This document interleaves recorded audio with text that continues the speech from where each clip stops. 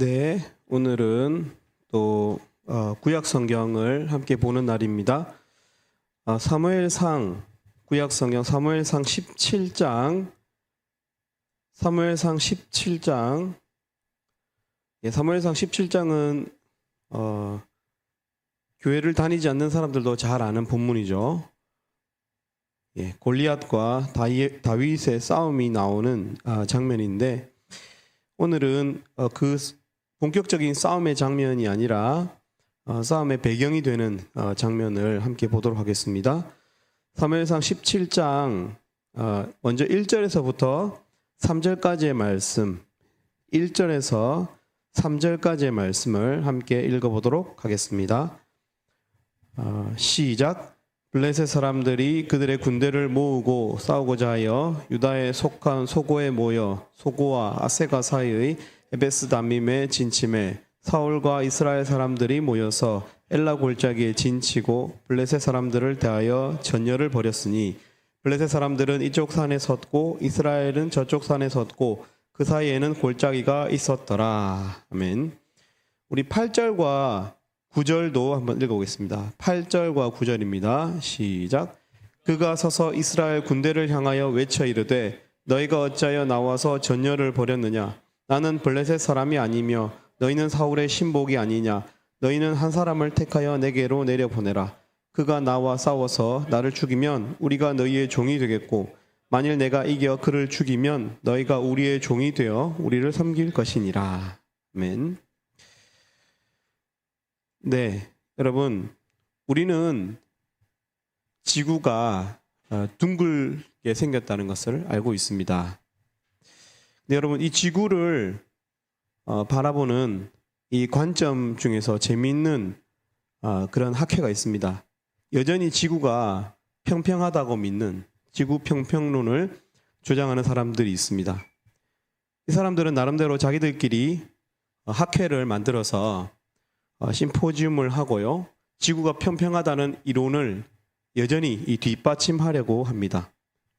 그 중에 재밌는 지구가 평평하다는 근거가 뭐냐면 제가 그렇게 믿는다는 게 아니고 이 사람들이 이렇게 주장하는데 예를 들면 그 비행기 항로가 북극을 지나는 비행기가 우리가 여기서 유럽까지 갈 때 그대로 다 여러분이 보는 세계 지도를 통과하지 않죠, 그죠? 북극을 지나면 더 빨리 갈 수 있기 때문에 북극을 지나는 그런 항로는 많은데 남극을 지나는 항로가 없지 않느냐. 그래서 지구가 평평하다고. 여러분 왜 남극을 지나는 항로가 없죠? 대도시가 다 북쪽 반도 그죠? 북쪽에 있잖아요. 지구에 그죠? 그리고 혹시라도 불시착을 해야 되면 근처에 공항으로 가야 되는데 남극엔 공항이 없으니까 그런 것 아닐까요, 여러분? 그만큼 이 지구를 보는 관점이 다른 사람들이 있나 봅니다. 여러분은 이 세상을 어떻게 바라봅니까? 여러분의 삶은 우리가 지금 살아가고 있는 이 세상은 어떤 세상입니까, 여러분? 성경에서는 우리가 사는 이 삶을 특히 사도 바울은 뭐라고 표현했죠? 이 삶을 경주라고 표현했거든요. 인생은 경주다. 달리기 경주 트랙과 같다. 그래서 계속 달리지 않으면 시험을 받기 마련이고 계속해서 마치 오리가 가라앉지 않기 위해서 발을 이렇게 젓듯이 경주하는 자로 우리가 이 세상을 살아야 한다라고 표현했는데 여러분 동의하십니까? 이 세상은 경주하는 곳이다. 또 예수님의 어떤 그 비유 속에 보면 이 세상은 목자의 울타리 안과 울타리 바깥으로 표현하기도 합니다. 그래서 어떤 사람들은 그 울타리 안에서 살고 어떤 사람들은 울타리 바깥에서 살아요. 우리 눈에 보이는 울타리는 없지만 그게 무슨 말인지 신앙이 있는 여러분들은 이해하시죠, 그죠? 예수님의 울타리 속에 살아가는 양들이 있고 예수님의 울타리 밖에서 살아가는 양들이 있습니다. 근데 여러분, 오늘 본문은 고대 예전에 이스라엘에서 있었던 한 전쟁 씬을 우리가 보게 됩니다. 블레셋 사람들의 군대와 이스라엘의 군대가 싸우려고 오늘 본문 말씀 1절에 보면 에베스 담밈의 진을 칩니다. 이게 우리랑 무슨 상관이 있습니까? 이들이 싸웠다는 기사가 왜 성경에 기록이 되어 있을까요, 여러분?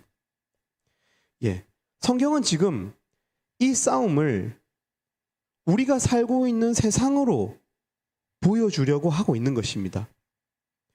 성경에서는요, 이 세상을 전쟁이 벌어지는 전쟁터로, 전투가 벌어지는 전장으로 그리는 경향이 있습니다. 우리의 싸움은 혈과 육에 속한 것이 아니다.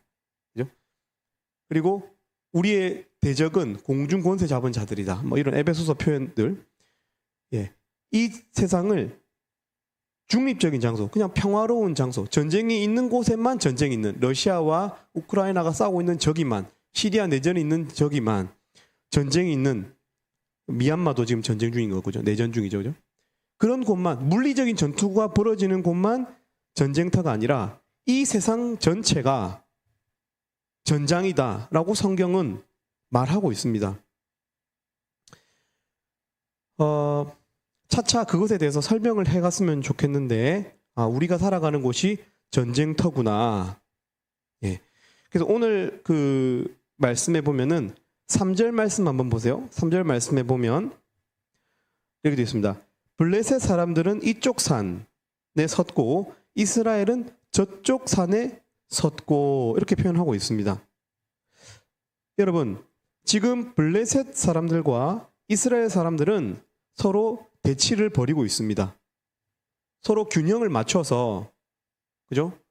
서로 이렇게 전열을 가다듬고 서로 간에 서로 덮치지 못하는 그런 대치하고 있는 그런 모습으로 그리고 있습니다. 여러분 잘 생각해 보세요. 우리가 결과론적으로 나중에 알고 있습니다. 이 전투에서 어느 군대가 승리했습니까?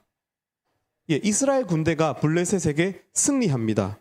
다윗 한 사람의 승리가 이스라엘 전체의 승리가 되고 이스라엘이 결국에는 블레셋을 이기게 됩니다. 여러분, 성경은 이 세상을 전쟁터로 그리고 있는데 블레셋을 어둠의 군대로, 이스라엘을 빛의 군대로 묘사하고 있습니다. 여러분, 어둠과 빛이 대치할 수 있습니까, 여러분? 어둠과 빛이 원래 대치할 수 있는 속성의 것들입니까? 결코 그렇지 않습니다. 빛은 필연적으로, 그죠? 자동으로 어둠을 제압하게 되어 있습니다. 그런데 오늘 본문은 어떻게 되어 있습니까? 어둠과 빛이 서로 이쪽 산과 저쪽 산에 전열을 벌였다, 가다듬고 있다, 그들이 서로 대치하고 있다, 이렇게 표현하고 있습니다. 그러나 결국에는 이 빛의 군대인 이스라엘 군대가 이기게 되는데, 우리가 오늘 본문을 통해서는 특별히 왜 이들이 대치하고 있는지, 왜 빛이 어둠을 압도하지 못했는지, 그때는, 나중에는 압도하게 되지만 왜 이 싸움에서 이들은 대치했어야만 했는지 우리가 함께 살펴보았으면 좋겠습니다. 오늘 본문에 보면 17절 말씀, 우리 17절 말씀, 다윗의 아버지인 이새가 다윗에게 심부름을 이렇게 부탁하고 있는 그런 장면입니다. 심부름을 시키고 있는 장면인데, 우리 17절 말씀을 함께 읽어보도록 하겠습니다. 우리 17절 말씀입니다. 시작. 이새가 그의 아들 다윗에게 이르되 지금 내 형들을 위하여 이 볶은 곡식 한 에바와 이 떡 10덩이를 가지고 진영으로 속히 가서 내 형들에게 주고, 또 18절에 보면 치즈 10덩이도 해가지고, 아버지인 이새가 형들이, 다윗의 형들, 첫째 형, 둘째 형, 셋째 형이 지금 이렇게 전쟁에 참여하고 있거든요. 13절에 보면 엘리압, 아비나답, 삼마라고 하는 다윗의 세 형들을 위해서 먹을 것을 배달하라는 임무를 부여합니다. 그래서 볶은 곡식과 떡과 치즈를 배달하게 되는데요. 20절에 보면은 마침 다윗이 그것들을 배달할 때 마침 전쟁이 고조가 되려고 하는 시점에 적 블레셋에서 대표적인 장수인 골리앗이 나와서 이스라엘을 조롱하고 모욕하는 것을 보게 되므로 다윗이 이 싸움에 참여하게 됩니다. 여러분 성경은 다시 말하지만 우리가 싸움 중에 있고 그 싸움의 대상이 이 어둠의 세상 주관자들, 하늘에 있는 악한 영들이라고 말해줍니다. 그래서 오늘 이 싸움을 통해서 몇 가지 이 싸움의, 이 영적인 싸움의 몇 가지 원리들을 살펴보고자 합니다. 먼저는 지금 1절과 3절, 21절에 보면 양쪽 군대가 서로 진을 치고 있다. 저쪽과 이쪽 산에 있다. 21절에도 양군이 서로 대치하고 있다라고 표현하고 있습니다. 여러분, 당연히 이겨야 되는 싸움. 당연히 그렇지 않습니까? 불을 켜면은 어둠은 탁 사라지죠. 그죠? 빛이 팍 이렇게 빛의 세계가 펼쳐집니다. 당연히 이겨야 될 이 어둠과 빛의 대결에서 왜 이들이 대치하고 있는지. 여러분, 그렇지 않습니까? 지금 우리도 그렇지 않습니까? 여러분, 당연하다고 여기는 것에 있어서 여러분 당연하게 이기고 있습니까? 여러분은? 당연히 도덕적으로 아니라고 여겨지는 것, 여러분 선을 그을 수 있습니까? 아니야, 이것은 내가 절대로 넘어가서는 안 돼. 여러분 그렇게 살아가고 있습니까? 하나님의 뜻이 아닌 것에 어처구니 없게도 대치하고 있는 영역이 있지 않습니까? 아, 이것은 끊어야 돼. 이것은 하나님께서 기뻐하시지 않아. 라고 알지만, 빛의 속성을 알고 있지만, 여러분 빛의 능력이 없어서, 사실은 그런 거 아닙니까? 그죠? 우리 안에 빛의 능력이 없기 때문에 그 어둠을 바라보면서 비도덕적인 것들, 하나님의 뜻이 아닌 것을 바라보면서 대치하는 경우가 얼마나 많이 있습니까? 굳이 시험에 들지 않아도 되는데 스스로 그 시험에 묶이는 경우가 여러분 없습니까? 여러분의 삶에는 그런 영역이 없어요? 당연히 이것은 당연히 이렇게 살아야 돼 라고 하는데 어쩔 수 없어. 그게 바로 어둠과 빛의 대치 아닐까요? 여러분은 그게 아니라고 동의하지만 대치하는 것이죠. 가끔씩은 지기도 하고 막 그런 거죠. 그죠? 여러분, 왜 빛과 어둠의 대치 상황이 일어나는 것일까요? 심지어 24절에 보면 이겨야 되는데 그렇게 간신히 대치하고 있다가도 결국에 가서는 이 어둠의 군대를 쳐부숴야 되는데 24절, 이스라엘 모든 사람이 그 사람을 보고 심히 두려워하여 그 앞에서 도망합니다. 비친 자기 자신들이 빛의 군대라는 사실을 망각하고 어둠 앞에서 도망합니다. 용기가 없습니다. 여러분, 왜 대치하면서 도망할까요? 여러분, 저는 그 이유가 오늘 본문에 소개되고 있다고 믿습니다. 성경 메시지이기 때문에 그렇습니다. 여러분, 우리 25절 말씀을 한번 읽어보도록 하겠습니다. 25절 말씀. 그들이 도망하면서 뭐라고 말하는지 한번 읽어보겠습니다. 그 도망하는 사람들의 말입니다. 25절 시작. 이스라엘 사람들이 이르되 너희가 이 올라온 사람을 보았느냐? 참으로 이스라엘을 모욕하러 왔도다. 그를 죽이는 사람은 왕이 많은 제물로 부하게 하고 그의 딸을 그에게 주고 그 아버지의 집을 이스라엘 중에서 세금을 면제하게 하시리라. 네. 이들은 도망하면서 이 싸움을 이기기만 하면, 골리앗을 잡기만 하면 이러이러한 보상을 얻게 되는데 라고 말하고 있습니다. 그게 뭡니까? 골리앗을 죽이는 자, 싸움에서 이기는 자가 받게 될 상급, 그 보상이 무엇입니까? 많은 재물과, 많은 재물, 돈이죠. 또 사울 왕의 딸을 아내로 맞아들이는 것과, 여러분 사울 왕이 이스라엘에서 가장 용모가 준수한 자였다라고 하고 있죠. 보통 DNA의 법칙이라는 게 있죠. 그죠? 아버지가 예쁘면 딸이 예쁩니다. 그죠? 예. 그 사울 왕의 딸을 준다는 것입니다. 여자를 준다는 거예요. 배우자. 그죠? 성적인 만족이라고 볼 수도 있겠죠. 그죠? 돈과 성. 그리고 또 뭘 줍니까? 뭐 성이라고 표현 안 하고 싶으면 그냥 배우자라고 표현합시다. 또 뭘 줍니까? 세금을 면제하게 합니다. 뭡니까? 예. 특별히 왕의 한 일원이 되어서, 왕족의 일원이 되어서 권력을 갖게 된다는 뜻입니다, 여러분. 그러니까 이 싸움에서 이기는 자는, 이들이 도망하면서 하는 말을 들어보십시오. 뭐라고 하는 겁니까? 이 도망 안 가고 이기기만 하면 돈과 여자와 권력을 갖게 될 텐데 이렇게 하면 도망하고 있는 것입니다. 여러분, 저는 이것이 우리가 당연히 이겨야 되는 싸움에서 대치하는 이유이며 때로는 오히려 도망하는 이유라고 생각합니다.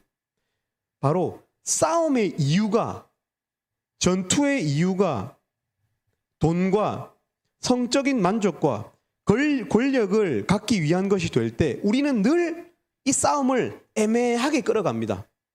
대치해서 어떻게든 저거 이겨볼까 이렇게 하면서 끌어갑니다. 여러분, 이것이 바로 세상 사람들이 싸움을 하는 이유입니다. 이 땅을 살아가는 이유, 얻고 싶어하는 것, 그들이 얻고 싶어하는 보상입니다. 이겨서 참아서 잘 살아서 이기려고 하는 것, 돈을 더 벌어서 더 안정된 삶을 살고 아름답고 멋진 배우자를 만나서 오감을 만족해하고 권력을 가지고 아랫사람을 이리저리 부리는 그 맛. 여러분, 인생의 목적이 이런 것들이 되어버리면 늘 어둠과 대치하게 됩니다. 여러분. 그리고 대부분은 굴욕적인 도망을 하고 타협을 하면서 삽니다. 싸움의 이유가, 싸움의 목적이 이것이 되는 순간 이들은 두려워집니다. 여러분은 싸움의 이유가 무엇입니까? 잘 살려고 하는 목적이 뭐예요? 여러분은 삶의 목적이 무엇입니까? 여러분, 그렇다면 이 싸움의 심부름꾼으로 왔다가 싸움에 참전하게 되고 나중에 결과론적으로 골리앗의 목을 베는 다윗의 싸우는 이유는 무엇일까요? 우리가 오늘 이 세상이 성경이 전쟁터로 묘사하고 있다고 했는데, 그리고 그 싸움의 여러 가지 배경에 대해서 우리가 함께 살펴보기를 원한다고 했는데, 우리가 지금 싸움의 이유에 대해서, 싸우는 목적이 있을 거 아닙니까? 그죠? 전쟁하는 목적, 바르게 살려고 하는 목적. 여러분, 다윗이 싸우려고 했었던 이유가 무엇이었을까요? 여러분, 다윗도 이스라엘 군대의 보상에 대해서 다 들었어요. 다윗도 듣습니다. 이 사실을. 다윗도 그 가치관에 노출이 돼요. 돈과 성적 만족과 권력. 여러분, 이런 보상들, 이 달콤한 보상들을 다윗이 들어요. 다윗도 귀가 있었잖아요. 들어요. 그러나 다윗이 내가 저 골리앗을 잡아서 죽이리라 하고 있는, 여러분, 마음이 부글부글 끓는 싸움을 하려고 하는 이유가 무엇일까요? 만약 다윗도 그러한 보상에 눈이 멀었다면 거기에 대한 기록들이 언급이 될 거예요. 아, 그렇습니까? 그러면은 또 내가 뭘 해야 될까요? 근데 여러분, 다윗의 입을 통하여 나온 말을 한번 들어보십시오. 다윗의 말을 보면 그가 싸우려고 하는 이유가 나옵니다. 먼저 26절. 26절은 다윗이 이스라엘 군인들에게 하는 말입니다. 다윗이 이스라엘 군인들에게 하는 말. 한번 읽어볼까요? 26절 시작. 다윗이 곁에 서 있는 사람들에게 말하여 이르되 이 블레셋 사람을 죽여 이스라엘의 치욕을 제거하는 사람에게는 어떠한 대우를 하겠느냐? 이 할례 받지 않은 블레셋 사람이 누구이기에 살아계시는 하나님의 군대를 모욕하겠냐? 자, 여러분, 여기서 다윗이 이스라엘 군인들에게 이렇게 말합니다. 이 블레셋 사람을 죽여서 이스라엘의 치욕을 제거하는 사람에게는 어떠한 대우를 하겠느냐 하는 말은 보상이 뭡니까? 라고 물어보는 말이 아니에요.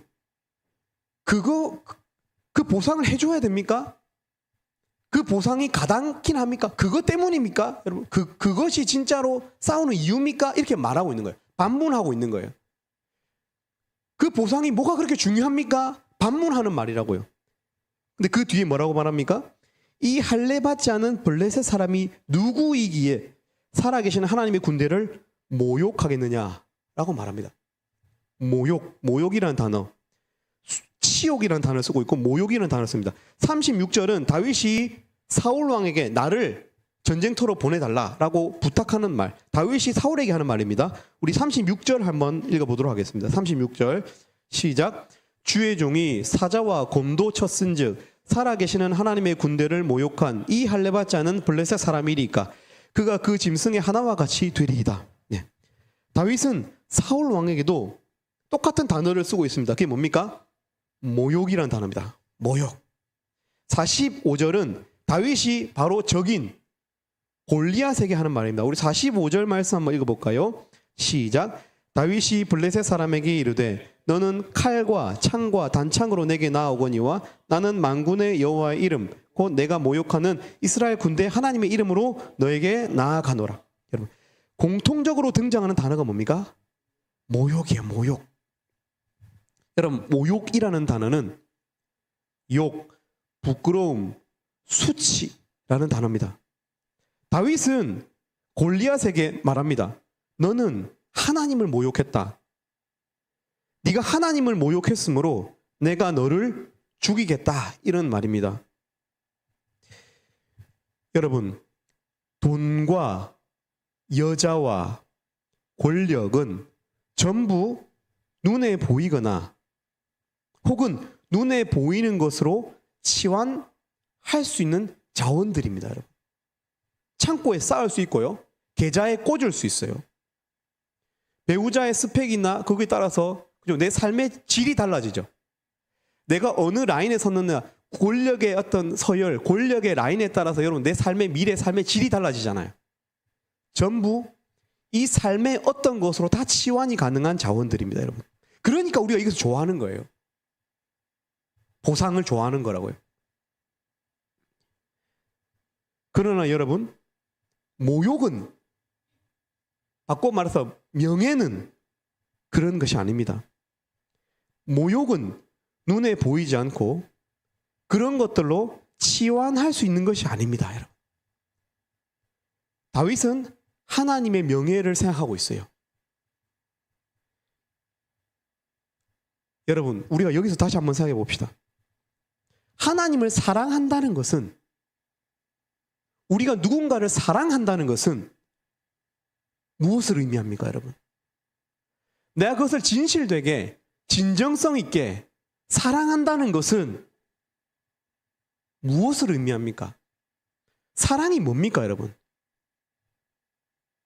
여러분, 우리가 꼭 성경을 읽지 않아도 일반 은총 속에서 우리의 직관으로도 알 수 있어요. 사랑이 뭔지.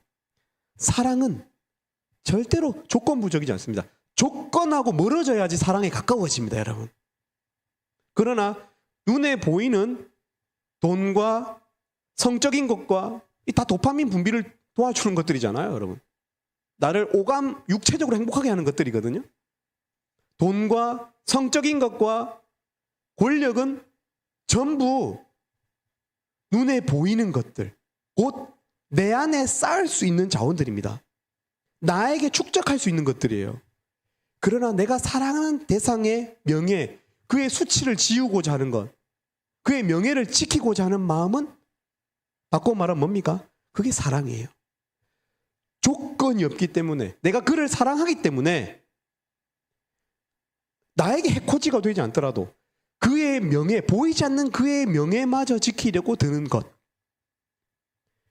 여러분, 이것은 사랑의 특징입니다. 사랑은 불의를 기뻐하지 않습니다. 사랑은 진리와 함께 기뻐합니다.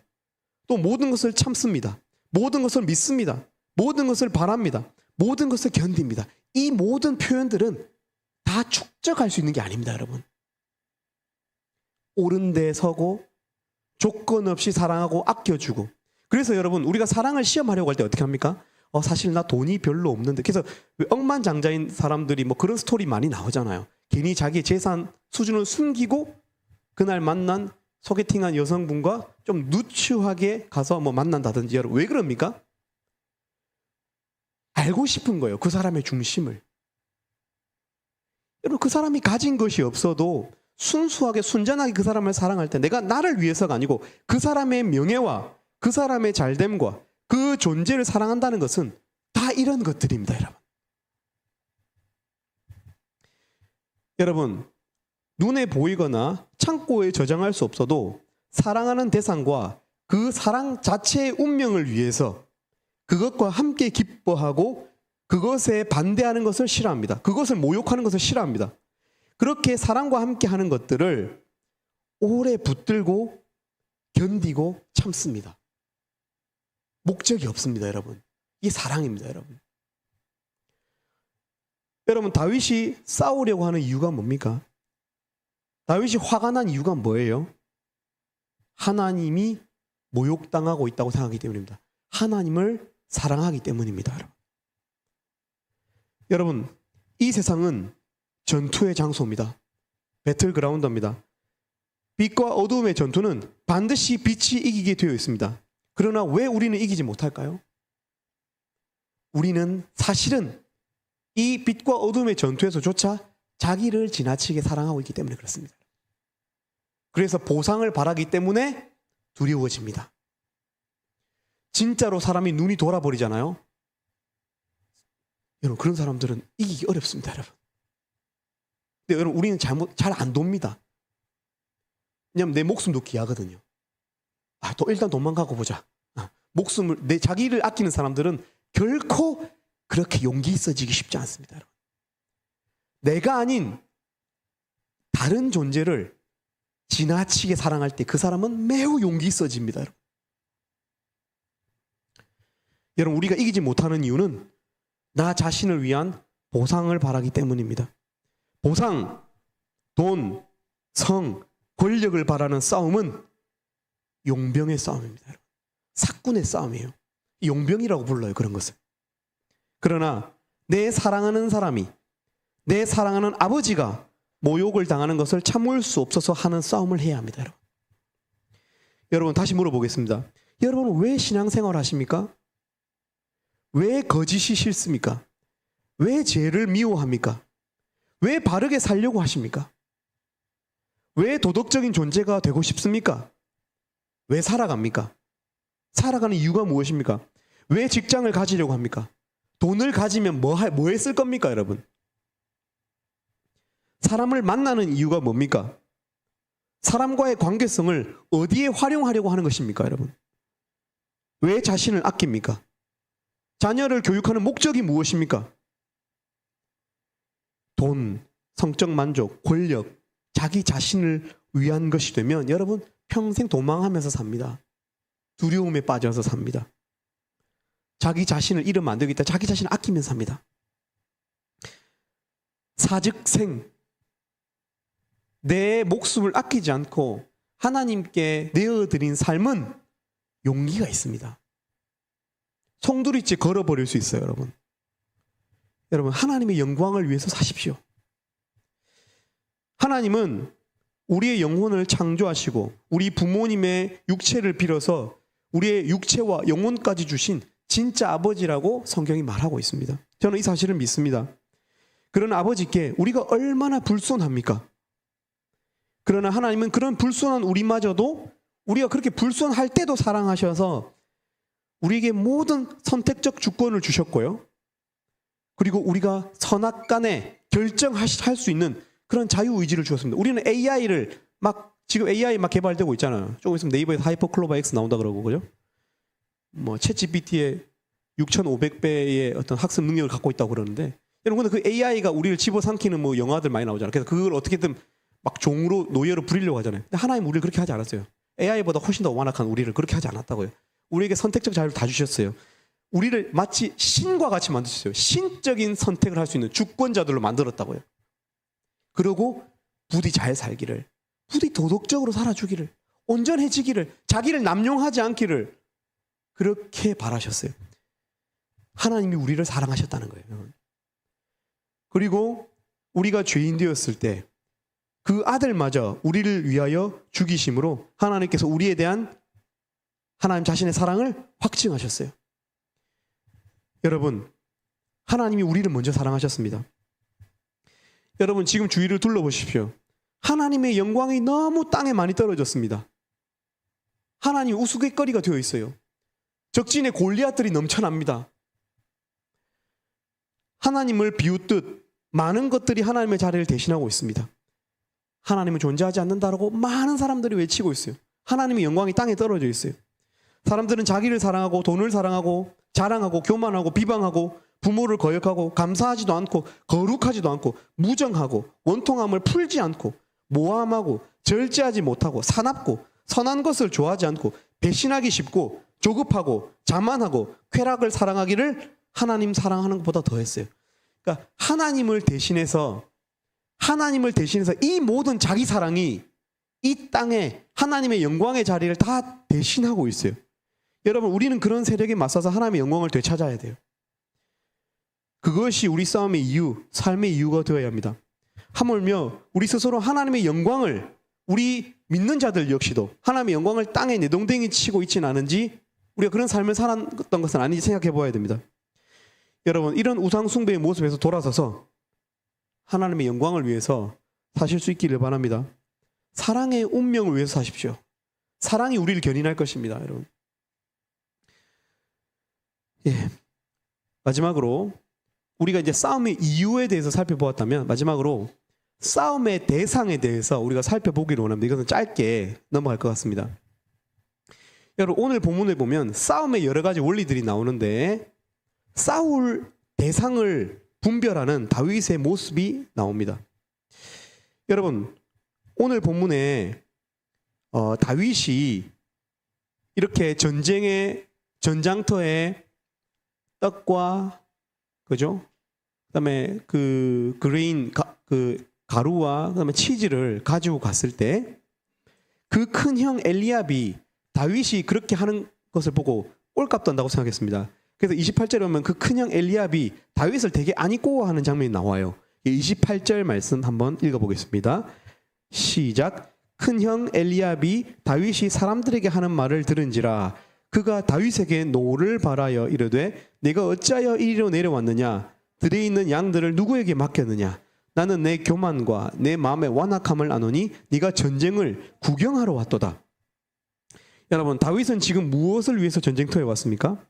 아버지의 심부름으로 그 큰형 먹을 음식을 배달하기 위해서 왔습니다. 그런데 그런 다윗에게, 그죠? 큰형이 네가 교만하고 난 네 마음에 완악함을 안다. 네 지금 전쟁 구경 나왔냐? 지금 사람들 지금 죽게 되었는데 지금 안 보이냐?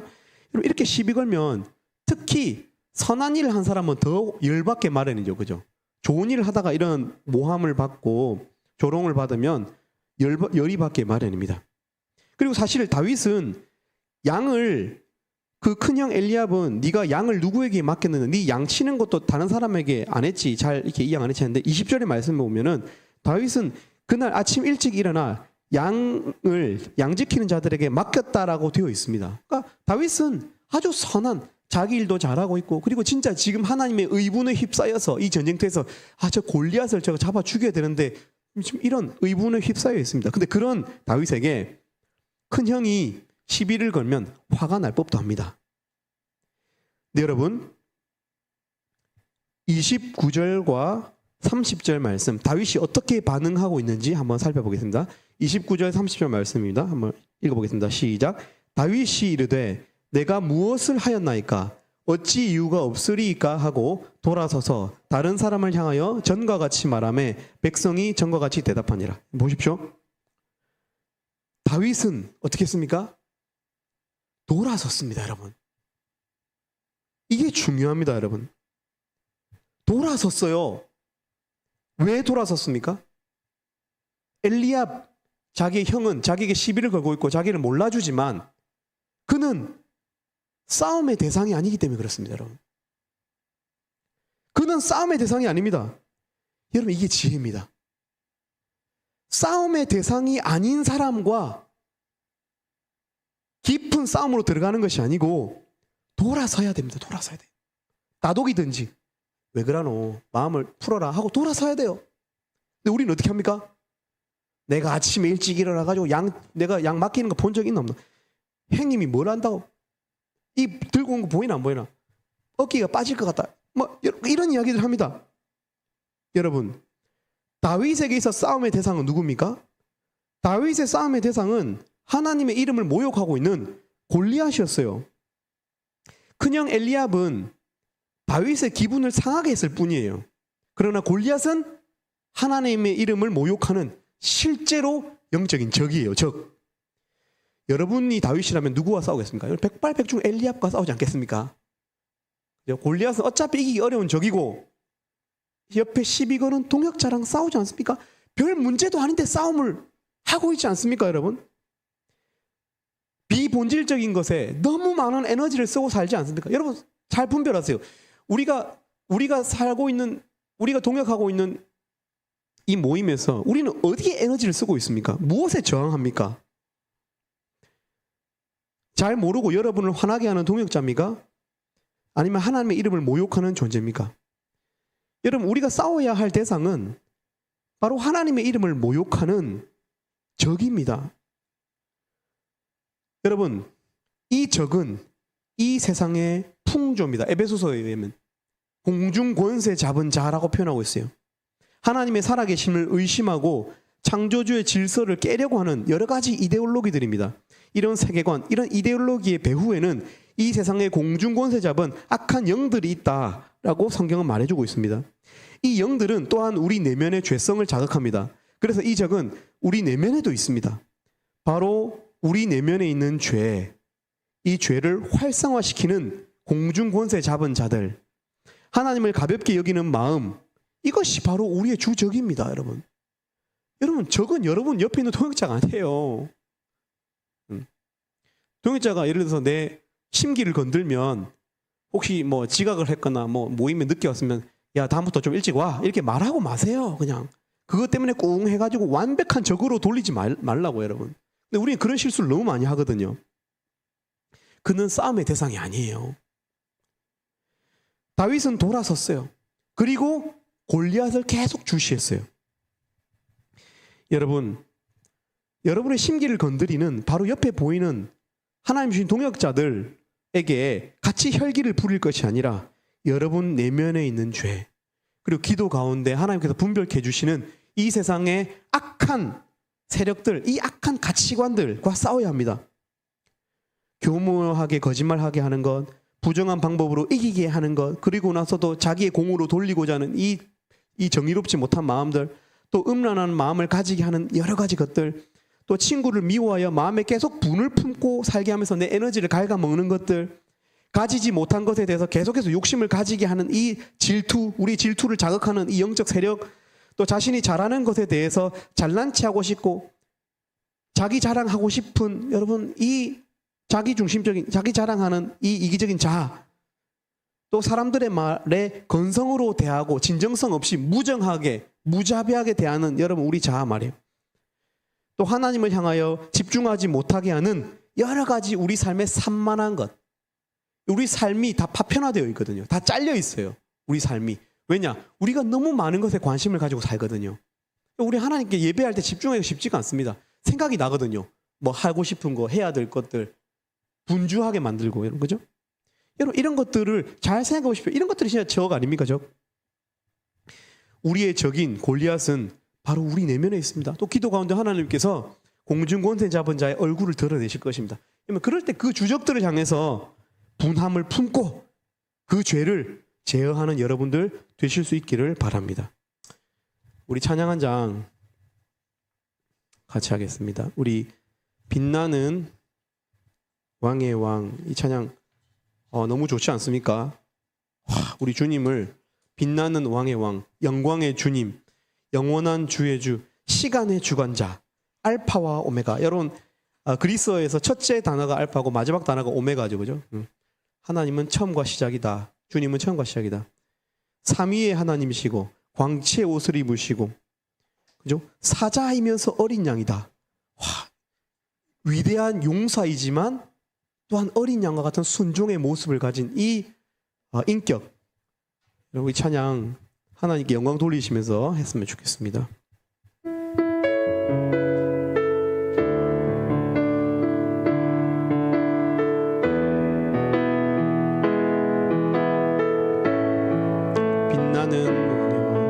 빛나는 왕의 왕, 영광의 주님, 영광의 주님, 온 땅 기뻐하라, 온 땅 기뻐하라. 광채의 옷 입고 어두움 물리쳐 저 원수는 떠내, 저 원수는 떠내.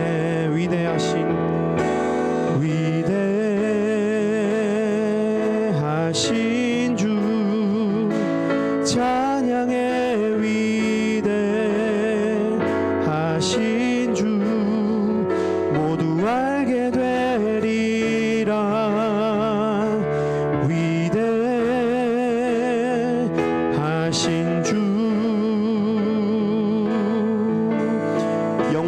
영원한 주의 주, 영원한 주의 주,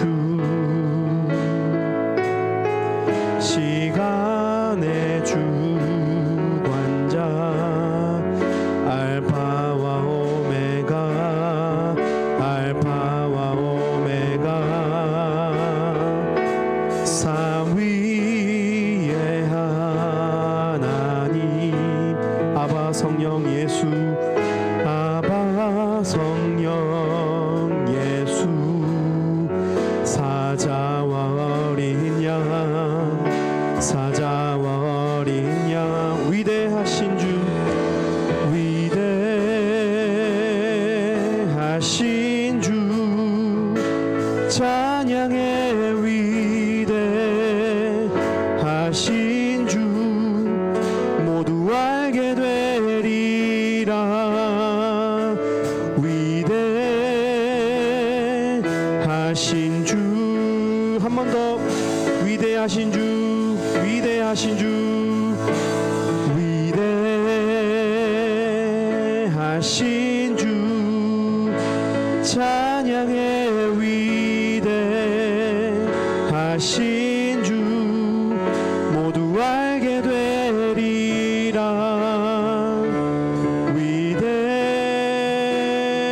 위대하신 주, 모든 이름 위에 뛰어나신, 모든 이름 위에 뛰어나신, 뛰어나신 이름, 다 찬양의 위대하신 주. 한 번 더, 모든 이름 위에 뛰어나신, 모든 이름 위에 뛰어나신 이름, 다 찬양해, 다 찬양해, 위대하신 주. 마지막으로 위대하신 주, 위대하신 주, 찬양의 위대하신 주, 모두 알게 되리라.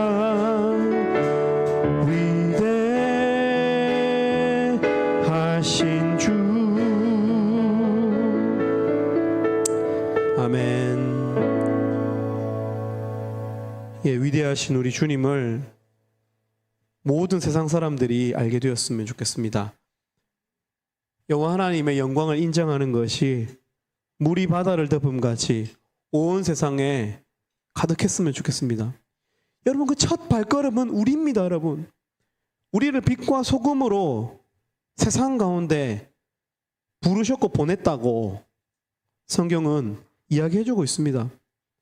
소금이 그 맛을 잃으면 어떻게 이 바다를 짜게 할 수 있을까요? 빛의 소명을 잃은 자가 어떻게 이 세상을 밝힐 수 있겠습니까, 여러분? 우리가 먼저 그런 하나님, 좋으신 하나님께, 우리를 사랑해 주신 그 하나님께 우리의 삶이 먼저 드려지기를 소망합니다. 이 시간 우리 기도하실 때 우리 자기 자신들의 삶을 놓고 기도했으면 좋겠고요. 또 하나님의 이름을 감히 모욕하는 이 세상의 수많은 이 골리앗들을 향해서 우리가 그들을 이길 수 있는 용기, 싸움의 대상을 분명하게 하고 싸울 이유가 순수한 사랑이 된, 하나님을 아끼고 하나님의 이름을 귀하게 여기고 나를 사랑해 주신 이 아버지를 아끼는 그 순전한 믿음이 될 수 있도록, 그래서 이 세상에 있는 이 하나님을 우습게 여기는 이들에게 진짜 진정한 사자와 어린 양이 되시는 그 하나님을 드러내는 우리들 될 수 있도록. 여러분, 저도 싸울 일 많습니다. 진짜 싸우고 싶은 순간들이 많아요. 진짜 열받고요. 여러분, 그런데 그런 싸움에 응전하지 않습니다. 왜냐하면은 사람들은 제가 그렇게 싸워버리면 저 혈기 많은 인간, 저 사람 혈기가 가득해서 저 사람이 하는 모든 말들은 다 저 사람 혈기 때문에 하는 거야. 여러분 이런 말들 듣기 싫어서 싸움을 참아야 할 때도 참 많이 있습니다. 불필요한 싸움을 벌이지 않고, 그러나 진짜 싸움이 어디서 벌어지는지 알기 때문에 우리의 삶이 거룩해야 되고요. 하나님의 영광을 위한 우리가 삶을 살 수 있도록 이 시간 우리 한 3분 정도 함께 기도하고 제가 마무리 기도하도록 하겠습니다. 함께 기도하도록 하겠습니다. 아버지 하나님, 참으로 우리는 엘리압과 아비나답과 삼마처럼 골리앗의 모습을 보고 참으로 두려워 떨 때가 많이 있습니다. 진짜 저희의 돈을, 저희의 이 성적인 만족을, 또 저희의 이 권력을 좌지우지하는 이 세력들에게 보상을 바라고 하나님 그들에게 엎드리고 하나님이 아니라 그 보상에 엎드려 절하는 하나님 우리들의 때가 너무 많이 있습니다. 연약한 우리 모습일 때가 너무 많이 있습니다. 하나님, 그러나 하나님 이 싸움은 우리 혼자만의 싸움이 아닌 줄 믿습니다. 이미 골리앗의 이 머리를 관통하시고 그 머리를 베신 하나님 이 예수 그리스도 이기신 이 싸움에 우리가 참관하는 것인 줄 믿습니다. 우리에게 거룩한 능력을 더 입혀주시고 사랑하는 우리 예세부 형제자매들 하나님 이 거룩한 힘을 더 입을 수 있도록 도와주시옵소서. 축복해 주시옵소서. 의의 하나님 구원의 투구를 쓰고 의의 흉배를 들고 하나님 이 복음의 이 신을 신은 하나님 우리 이 사랑하는 형제자매들 될 수 있도록 도와주시옵소서. 그래서 이 공중권세 잡은 자, 이 약한 영들에 대적하여 싸우는 자들 되게 하옵소서. 하나님 아버지 도와주시옵소서. 우리의 거룩한 능력을 대표주시옵소서. 이 증거부터 부족한 능력을 하나님 도입해주시기를 소원합니다. 아버지여 도와주시옵소서. 아버지여 불쌍히 해주시고 이기게 하여 주시옵소서. 도와주시옵소서. 주님 도와주시옵소서. 아버지여 사랑하는 우리 하나님 아버지의 삶에서 이길 수 있는 능력을 허락해 주시옵소서. 아버지를 도와주시옵소서.